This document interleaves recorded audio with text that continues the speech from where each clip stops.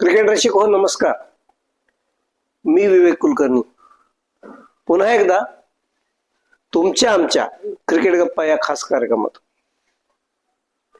मंडळी, काल भारताने तब्बल 10 षटकं राखत, तब्बल 10 षटकं, 61 चेंडू, 8 गडी राखून न्यूझीलंडला तिसऱ्या T20 सामन्यात अतिशय दणदणीतरित्या पराभव केला आणि सलग 9वी मालिका जिंकण्याचा पराक्रम केला. क्रिकेट रसिको, T20 मध्ये सर्वाधिक मालिका कोणी जिंकल्या तुम्हाला माहिती आहे?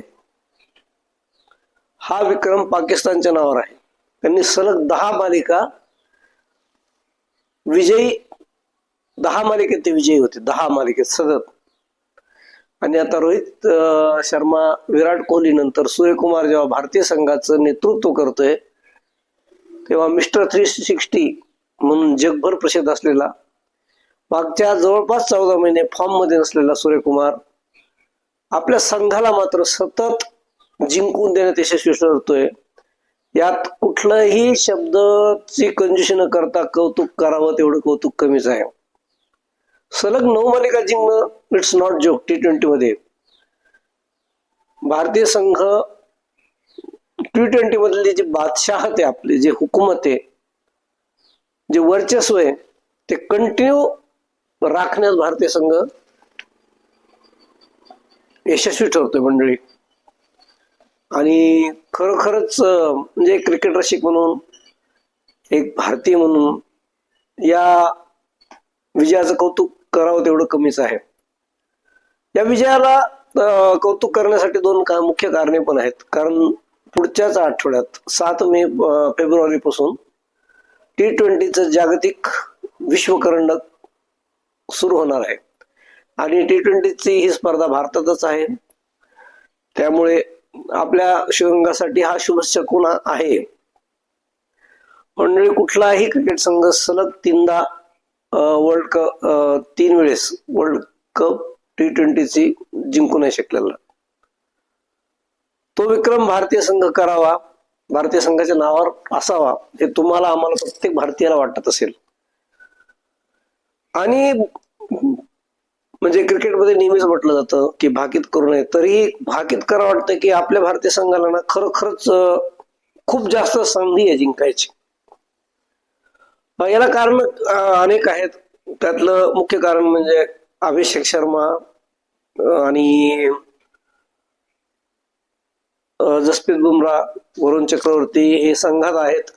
त्यांचा परफॉर्मन्स छान होतोय. त्यांच्या फलंदाजीतलं, गोलंदाजीतलं सातत्य वाखाणण्याजोगं आहे. दुसरं, सूर्यकुमार गेले काही दिवस, काही महिने फॉर्म मध्ये तेवढा दिसत नव्हता आणि आपल्या सगळ्यांच्या शुभेच्छेच्या जोरावर सूर्यकुमारने यात आतापर्यंत 3ही सामन्यात आपल्या फलंदाजीचं नाणं खणखणीत वाजवलंय. असं जर म्हटलं तर त्यात काही चूक होणार नाही.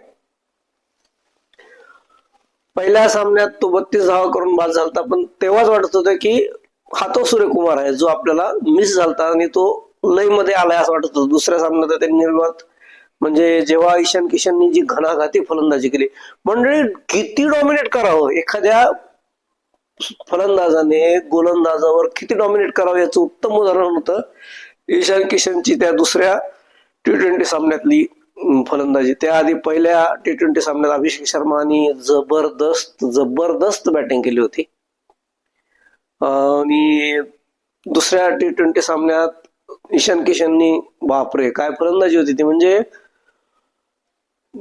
त्या फलंदाजीला फक्त असं म्हणता येईल की त्यांनी धुमाकूळ गाजवला होता, लिटरली धुमाकूळ. गोलंदाजावर एकतर्फी वर्चस्व होतं त्या ईशान किशनचं. बरं, ईशान किशन जवळपास 1.5 वर्षानंतर भारतीय संघात आला बरं का. त्याच्यावर किती दडपण असेल. भारतीय संघाची अवस्था काय होती? 2 बाद 6 आणि जवळपास 200हून अधिक धावाचं लक्ष आपल्याला पार करायचं होतं. ते सुद्धा लक्ष भारतीय संघाने आरामात पार केलं. आणि तिसऱ्या T20 बद्दल तर म्हणजे वाटलंच होतं की भारतीय संघ हा सामना जिंकून मालिका खिच्यात घालेल. आणि तसंच झालं. सूर्यकुमारनी नाणेफेक जिंकली, प्रथम गोलंदाजी करायचा निर्णय घेतला आणि जसप्रीत बुमराहने अत्यंत सुंदर भेदक गोलंदाजी करत केवळ 18 धावा देत 3 गडी बाद केले. आणि मी T20 मधला किंवा एकूणच जेव्हा तो बहरत असतो तो किती घातक गोलंदाज आहे हेच त्यांनी सिद्ध केलं. अर्थात त्यालाच सामन्याचा मानकरी हा मान मिळाला. पण तुम्हाला अभिषेक शर्माची कालची जी बॅटिंग पाहिली असेल, म्हणजे ईशान किशन गेला की अभिषेक शर्मा आला. म्हणजे ह्या लोकांना न्यूझीलंडच्या बरं हा तो संघ आहे ज्यांनी आपल्याला कसोटीत 3-0 हरवलं. एक दिवसीय क्रिकेटच्या सामन्यात 8 मालिकेनंतर भारतात मालिका जिंकली. म्हणजे न्यूझीलंडने आपल्याला बऱ्याचदा नामोहरम केलं. त्या न्यूझीलंडला अशा पद्धतीने हरवताना इतका आनंद होत होता. आणि हा संपूर्ण टीम विजय आहे बघा. म्हणूनच T20 मध्ये भारतीय संघाला एक अत्यंत हॉट फेवरेट संघ असं म्हटलं जाते.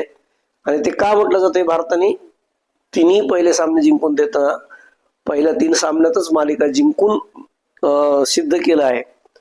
आणि आता फक्त एक संजू सॅमसनचं जर पहिल्या 3 सामन्यातलं अपयश सोडलं तर भारतीय संघ खूप लयीत आहे असं दिसतंय. ईशान किशननी आपलं पुनर्गमन सार्थकी लावलंय. सूर्यकुमार यादव ही आतापर्यंतल्या 3 सामन्यात पैकी 2 मध्ये सुंदर खेळलाय. 2 सामन्यात त्याच्या नावावर अर्धशतक आहेत. अभिषेक शर्माने 2 मोठे आणि वादळी खेळ्या केल्यात. आता शंका जर घ्यायची म्हटली तर श्रेयस अय्यर अजून संघात आलेला नाहीये. हे एक कारण म्हणजे आपल्याला अजून श्रेयस अय्यर दिसला नाही. मग तो दुखापतग्रस्त आहे की संघ उपकर्णधार असताना मग संघात येत नाही, यामागे काय कारण आहे हे पण कळायला हवं खरं तर. आणि गोलंदाजी तर ऑफकोर्स फारच म्हणजे आपले खरंच छान आहे. आता हर्षित राणाला आणि अर्शदीपला मार बसलाय जोरा. अर्शदीपनी बऱ्यापैकी मार खाल्लाय. पण जेव्हा 200हून अधिक धावा होत्या 20 षटकात, तेव्हा कुठल्याही गोलंदाजाला मार पडणार हे काही म्हणजे हे काही नवल नाही. त्याच्यामुळं पण ओव्हरऑल कुलदीप यादव, जसप्रीत बुमराह, वरुण चक्रवर्ती हे 3 अत्यंत तगडे गोलंदाज आहेत, ज्यांना कुठल्याही फलंदाजाला बाद करण्याची ताकद त्यांच्या गोलंदाजीतल्या मनगटातल्या शैलीत आहे. त्यामुळे भारतीय संघ आगामी एकदिवसीय क्रिकेटमध्ये नक्की आपला इतिहास रचल असं वाटायला लागलंय. तुम्हाला काय वाटतं नक्की सांगा. आणि तुमचं काय मत आहे एकंदरीतच या मालिकेबद्दल.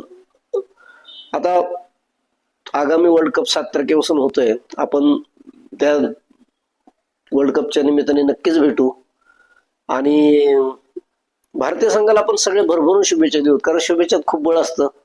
क्रिकेटर शिको शुभेच्छेच्या जोरावर माणूस कुठल्याही मोठ्या मोठ्या आव्हानाचा लिलया सामना करू शकतं, त्या आव्हानाला पार करू शकतं.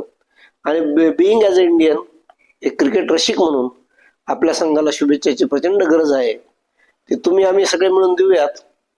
आणि सूर्यकुमार यादवनी जे रोहित शर्मानी असं असं असं करत वर्ल्ड कपची जी ट्रॉफी घेतली होती, ती ट्रॉफी घेताना आपण सगळेच मनापासून बघून तो क्षण आपल्या हृदयाच्या आठवणीत कायमस्वरूपी साठवूया. पुन्हा एकदा भारतीय संघाचं खूप खूप खूप खूप अभिनंदन.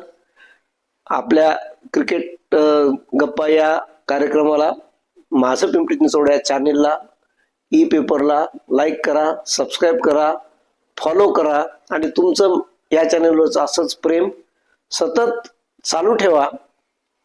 ते वाढत राहो इतकीच तुमच्याकडे मनापासून विनंती, आग्रहाची विनंती, हक्काची विनंती, प्रेमाचं मागणं.